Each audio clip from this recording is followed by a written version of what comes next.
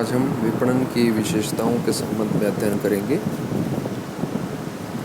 विपणन के संबंध में विभिन्न जो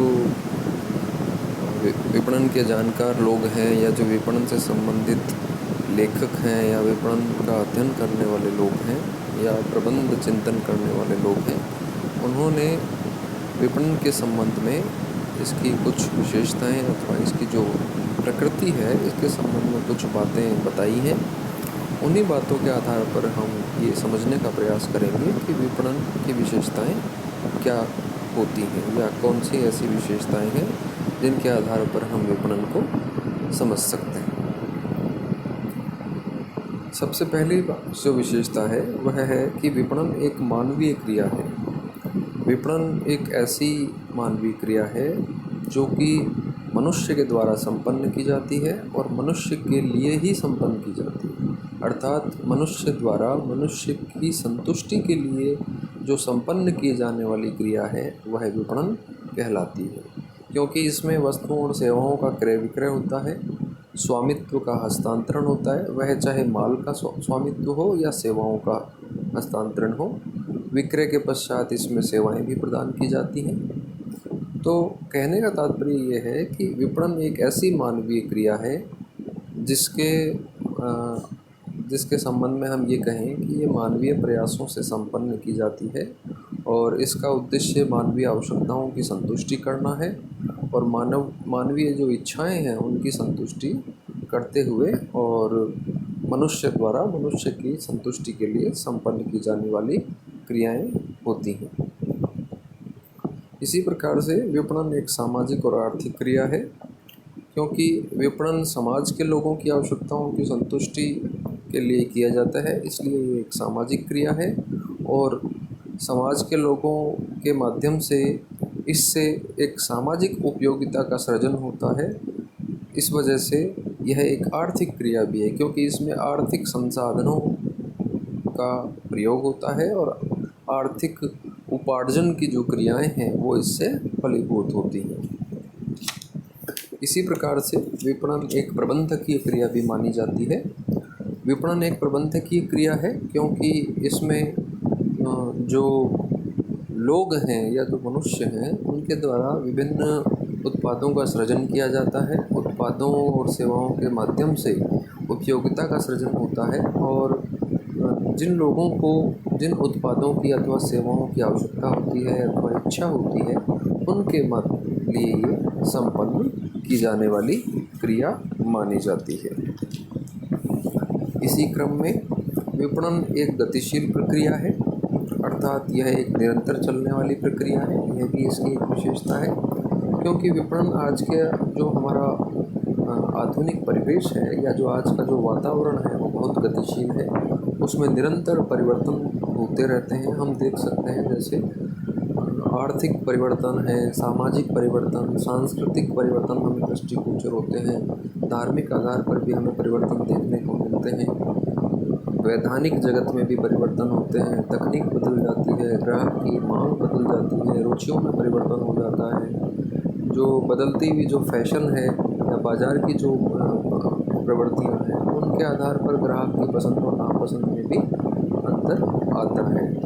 इन सबको हमें ध्यान में रखते हुए विपणन करना होता है। इसलिए विपणन एक गतिशील और निरंतर प्रक्रिया है, अर्थात हमें निरंतर इसमें सुधार करना होता है। विपणन विभिन्न क्रियाओं का सम्मिश्रण माना जाता है, अर्थात इसमें हमें बहुत सारे काम करने होते हैं। ऐसा नहीं कि कोई एक या दो काम करने मात्र से ही विपणन संभव हो। विपणन के लिए हमें विनिमय करना होता है, विपणन के लिए हमें उत्पादों का नियोजन करना होता है, उत्पादों का विकास करना होता है, बाज़ार का अध्ययन करना होता है, बाज़ार का हम विश्लेषण करते हैं, मूल्य निर्धारण का कार्य करते हैं। हमें माल बेचने के लिए विज्ञान और विज्ञापन प्रचार का सहारा लेना होता है। हमें माल का उचित और सही समय पर वितरण करना होता है, मार्केटिंग रिसर्च करनी होती है, इंडिविजुअल जो सेल्स है या जो पर्सनल सेलिंग है उस पर हमें फोकस करना होता है। हमें भंडारण की व्यवस्था सुनिश्चित करनी होती है, हमें परिवहन के जो संसाधन हैं उनके माध्यम से माल का एक स्थान से दूसरे स्थान पर वितरण करना होता है। संप्रेषण के जो साधन हैं उनका हमें प्रयोग करना होता है, तकनीक का प्रयोग करना होता है, विक्रय संवर्धन की तकनीकों का प्रयोग करना होता है। ये तो मैं कुछ उदाहरण दे रहा हूँ आपको। ऐसे बहुत सारे काम हैं जिनके माध्यम से विपणन संभव होता है, इसलिए विपणन को विभिन्न कार्यों का मिश्रण माना जाता है। विपणन एक सृजनात्मक क्रिया भी है। ये भी इसकी एक विशेषता है कि मार्केटिंग को हम क्रिएटिव एक्टिविटी के तौर पर भी स्पष्ट कर सकते हैं, क्योंकि इससे अनेक प्रकार की जो उपयोगिताएं हैं, जो यूटिलिटीज़ होती हैं, वो क्रिएट होती हैं। जैसे रूप उपयोगिता है, स्थान उपयोगिता है, समय की उपयोगिता है, स्वामित्व उपयोगिता है और ज्ञान उपयोगिता है। क्योंकि विपणन एक सृजनशील प्रक्रिया होती है और विपणन एक प्रकार की इंटीग्रेटेड अप्रोच होती है, जिसमें हम रूप, स्थान, समय और अधिकार उपयोगिता का सृजन करते हैं और इन सब के माध्यम से विपणन आगे बढ़ता है। अब बात करते हैं अगली विशेषता की। विपणन की एक विशेषता है कि यह व्यवसाय की एक संपूर्ण प्रणाली मानी जाती है। विपणन व्यवसाय की एक संपूर्ण प्रणाली मानी जाती है क्योंकि इसमें जो संपन्न की जाने वाली व्यावसायिक क्रियाएं हैं वो परस्पर एक दूसरे से जुड़ी हुई होती हैं और एक दूसरे को प्रभावित भी करती हैं। इसलिए यह व्यवसाय की एक संपूर्ण प्रणाली है, क्योंकि ये पारस्परिक संबंध स्थापित करती है और पारस्परिक अंतर निर्भरता भी इसमें होती है। इसी प्रकार से विपणन एक अंतर विषयक विचारधारा है, इंटरडिसिप्लिनरी अप्रोच है, क्योंकि विपणन का जब हम अध्ययन करते हैं या व्यवहार में जब हम इसे काम में लेते हैं तो हमें अर्थशास्त्र की जानकारी होनी चाहिए, हमें समाजशास्त्र पता होना चाहिए, हमें मनोविज्ञान और मानव शास्त्र की भी जानकारी होनी चाहिए। तो कहने का तात्पर्य ये है कि विपणन के माध्यम से हम समाज के हर एक पक्ष को प्रभावित करते हैं, इसलिए हमें आर्थिक, सामाजिक, सांस्कृतिक, धार्मिक और जो राजनीतिक स्वरूप है, हम जिस समाज में रहते हैं उसका राजनीतिक स्वरूप कैसा है, उसका धार्मिक स्वरूप कैसा है, उसका सांस्कृतिक स्वरूप कैसा है, उसका आर्थिक स्वरूप कैसा है, उसे हमें समझने की आवश्यकता होती है।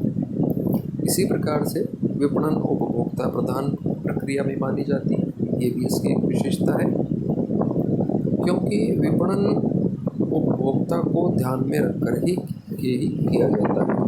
विपणन उपभोक्ता और उसकी संतुष्टि को ध्यान में रखकर किया जाता है। कौन सा उत्पाद उपभोक्ता को पसंद आएगा, उसकी आवश्यकताओं को संतुष्ट करेगा, उसकी इच्छाओं को संतुष्ट करेगा, और यदि उसे कोई शिकायत है, कोई ग्रीवांस है, कोई चीज़ उसे पसंद नहीं है, तो उसके अनुरूप उसको हम किस प्रकार से उसे बदल सकते हैं या उसको परिवर्तन कर सकते हैं। तो कहने का तात्पर्य ये है कि कोई भी निर्माता वस्तुओं की सेवाओं का सृजन करता है तो उपभोक्ता को ध्यान में रखकर करता है, उसकी संतुष्टि, उसकी आवश्यकता, उसकी इच्छाएं उसे ध्यान में रखता है।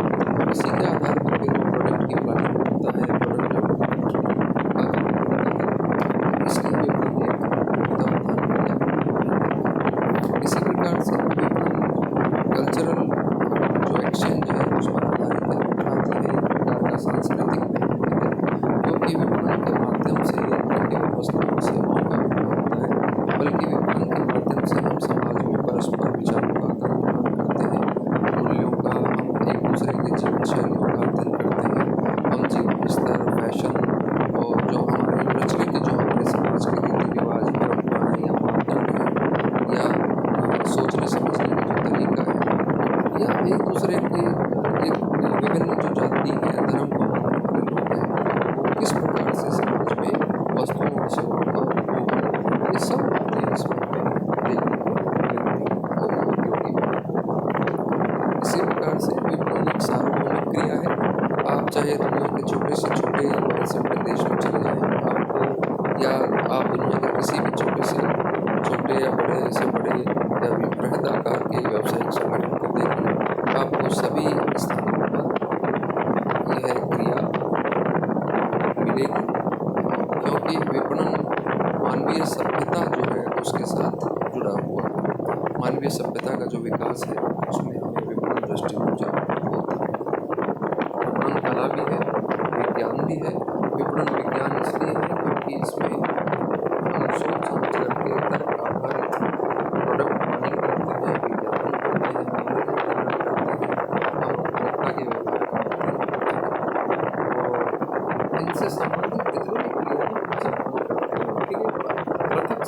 सिद्धांत बने हुए हैं, नियम बने हुए हैं और जिनके आधार पर यदि हम कार्य करते हैं तो हम सफल होते हैं।